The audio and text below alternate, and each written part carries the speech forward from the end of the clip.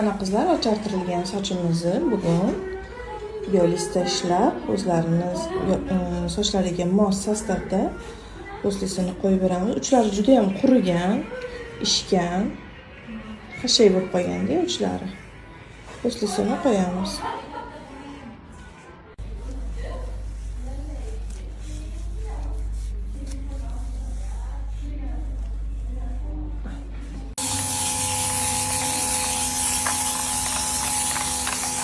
Mana qizlar, ochartirilgan sochimizni nanokvertizatsiya qildik.